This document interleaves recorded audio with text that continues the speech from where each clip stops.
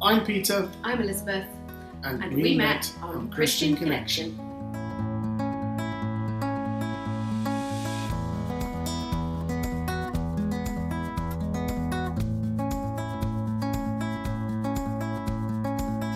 It was just important that I met someone who shared my faith, shared values, shared faith.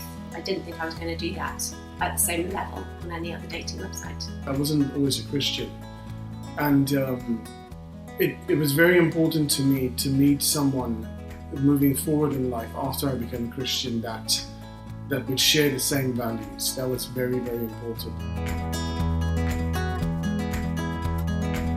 For me, it was very easy. Click, click, click, email address, create a profile, and then that was it. It wasn't tedious. It was very straightforward. For me, it was much more complicated, not because the technology was complicated, but my attitude and relationship to the thought of meeting someone online was complicated. And it actually took me 7 years to get to the point where I was actually ready to meet someone online. By that time, 4 very close friends who had met their husbands through Christian Connection, and I knew lots of other people who had met and married on Christian Connections. I had run out of excuses as to why I didn't want to do it.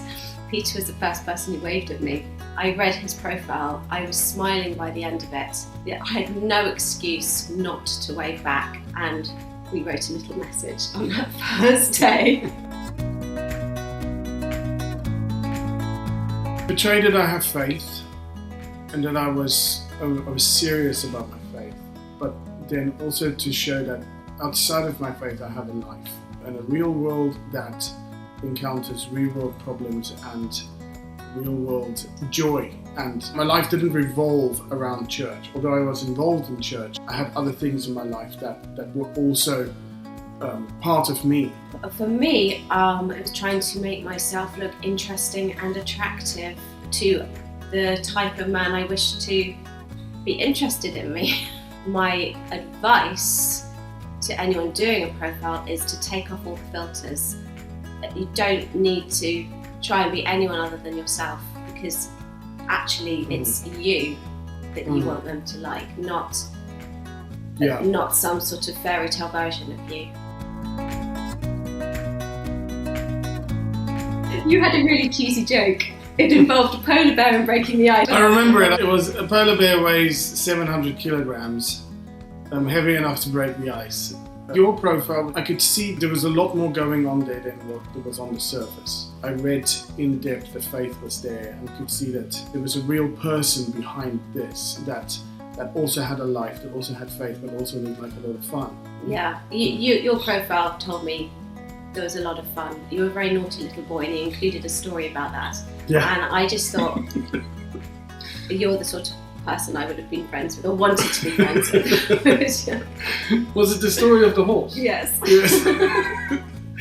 me and my brother stole a horse when we were boys, and they took the horse home. What are we going to tell mom and dad? There's a horse in the backyard. And then when we got to our house, the farmer who we stole the horse from was waiting for us. That was me. You waved. I waved, and I think I said, hello? Yeah. Yeah. It was simple. I think I wrote about 4 lines back, and then you wrote a slightly longer message. That's how it went. Pieter would write a slightly longer message, and then I would reply. So it was like 1 each a day. Pieter really poured out his heart in those first letters. I think you were worried that when I really knew you, I wouldn't accept you, I wouldn't want to be with you. So he really put his cards on the table. And each time I just responded very gracefully. It was a restaurant / bowling alley in London. Yeah. And at the beginning of the night, it was really nice. It was really calm, and we could chat. And then we had some food, and then very quickly it turned into a nightclub. And we just wanted to talk. And eventually the conversations were like shouting at each other. But coming home on the train, I knew I'd found my guy. I don't know. We've had many awkward moments. Yeah. I mean, there's some embarrassing awkward moments. I think the getting lost. I'm very easygoing. I served in the British Army, and I didn't mind getting lost because I got lost a lot before. So I was like, well, we just got to walk. We just got to walk our way out of this. It's not. And Elizabeth, I think, found it quite stressful, but it was just fun because the more we just walked, the more we just talked, and the more we just got to know each other and things like that. I think it was several months before you told me you were in the British Army. Yeah, I think we were in the summer by that time. You were just not really phased, and I was like, okay, well, if that doesn't worry you, then let's continue. After our first date, I just sat on the tube going home, and I just thought, actually, Lord, you've ticked every box, you've answered what I want. And I think had a little weep. But I had been praying since 16 years old about getting married. It was 20 years I'd been praying because I really wanted to get married and I really wanted to have some children. Once I met Pieter, I just had a very clear sense. So I had a trip to plan to South Africa to go and visit my mum. You know, I didn't have 3 or 4 people that I'm sort of entertaining. I was just speaking to Elizabeth. I kind of deliberately wanted just a bit of radio silence just so that I can process and think things through. And I missed Elizabeth. And that's when I knew. I said, you know what, if I'm missing someone, then yeah, this is definitely the right person for me. On this trip to South Africa, meeting my family, I planned this trip out to a diamond mine. You know, and lo and behold, Elizabeth has no clue that I'm literally buying the diamond for her ring.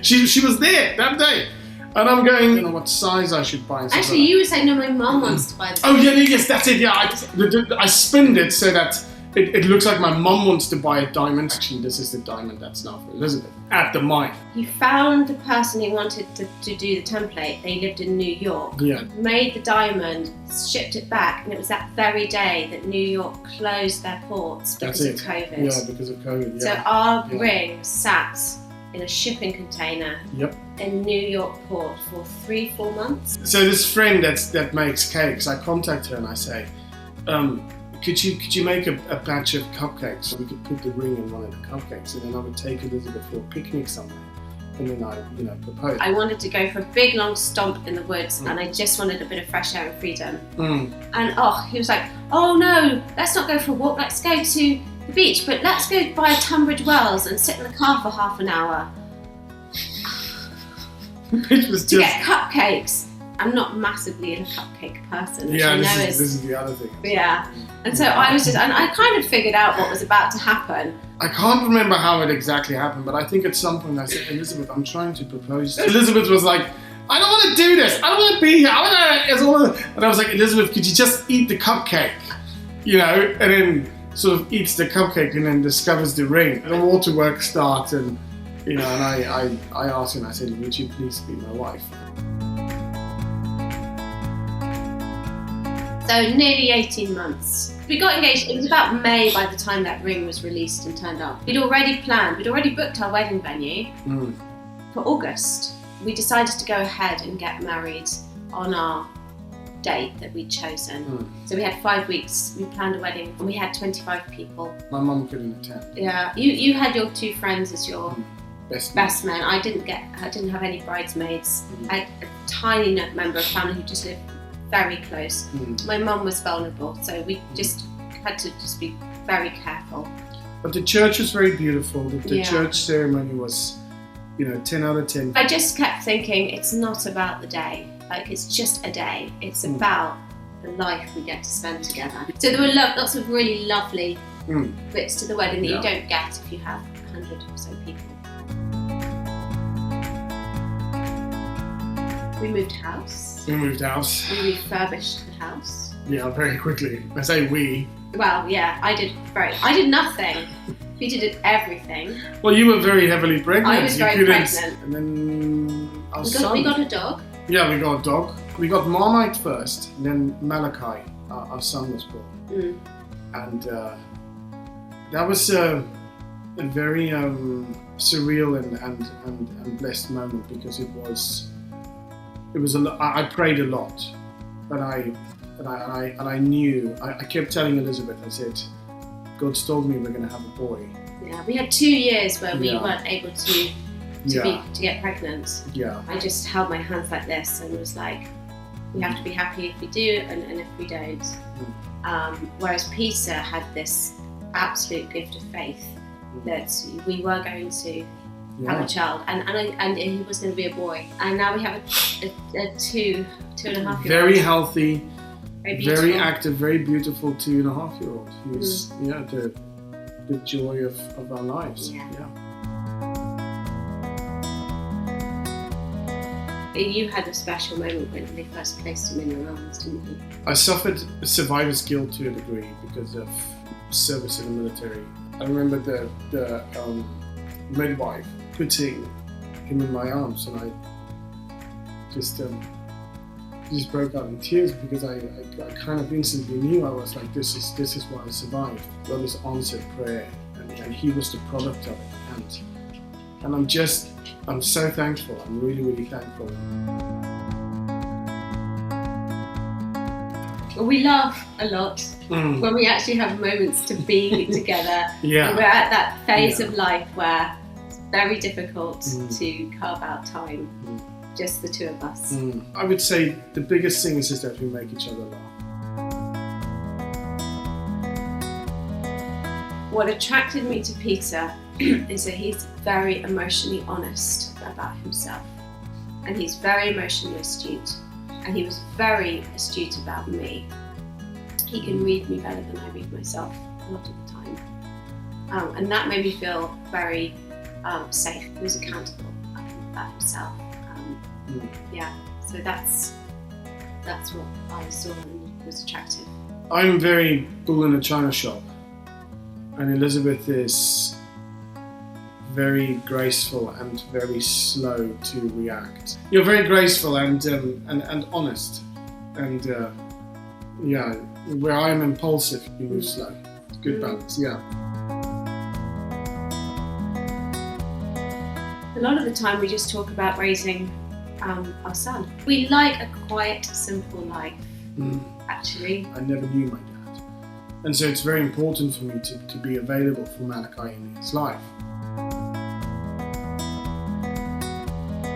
I think you cannot overestimate how important it is just to be yourself and to find someone who loves you or likes you